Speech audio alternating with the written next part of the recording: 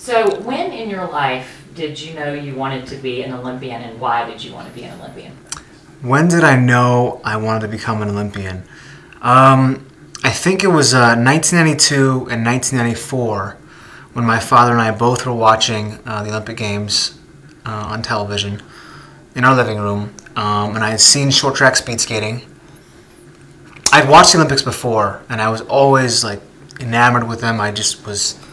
It was, it's an American almost tradition to watch the Olympic Games and see other athletes compete against each other. And when I saw short track, that was the key moment. I was like, that looks really cool.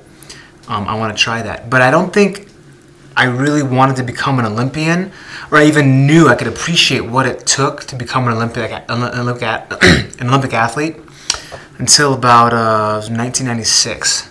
Yeah. Okay, cool. So when you, having already been on 2 Olympic teams, when you look forward to Vancouver, is it a different experience for you thinking about doing it the third time, or is it just as special, or how do you look at it differently, I guess? Well, I've been on 2 Olympic teams now, and this third games is it's obviously very special. For me, I've accomplished all I've ever wanted to accomplish in the sport.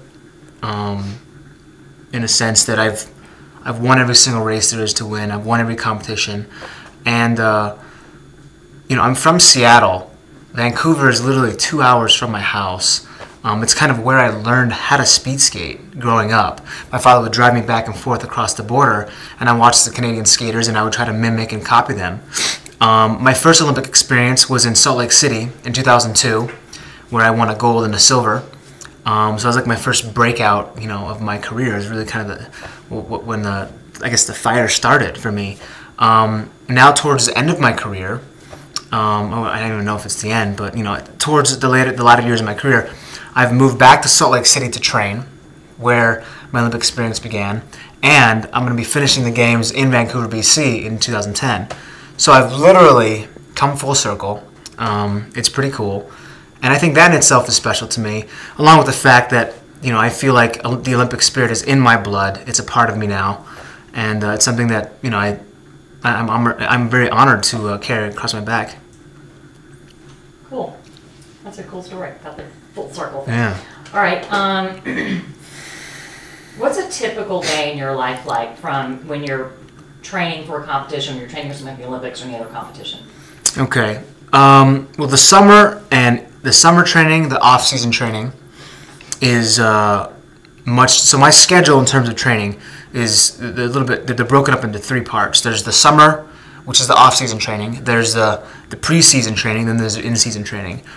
The off-season training in the summer, when people usually take the most rest, is when I get a lot of the work done. And it's anywhere from 2 to 3 workouts a day.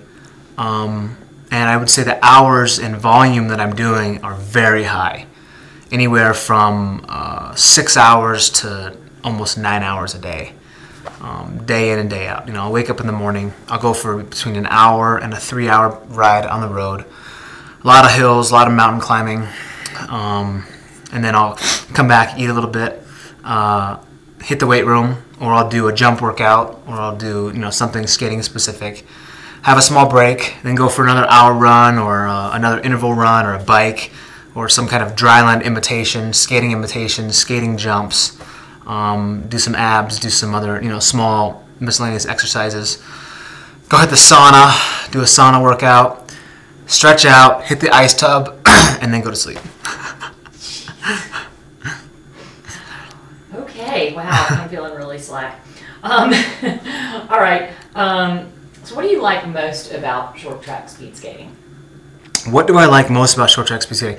I don't think there's one specific element that really, it's just, the speed attracts me. But, short track speed skating is a sport that it's so unpredictable. It's so fast. It requires so much strength, so much training, a ton of endurance. Got to have a great sprint. You got to be smart. You got to be witty. All the elements of many other sports mixed up. This one's got it all in one. And I like the fact that because it's such a volatile sport and there's so many other external influences involved, that I'm able to come back year after year, season after season, race after race, and consistently make finals, grab medals, and be the best I can be. Because to me, that makes sense. If the top 5 guy, although the sport is so unpredictable, the same top 5, 6, 7 guys are making the finals. Those guys are doing something right, and I'm glad to be on top of that group.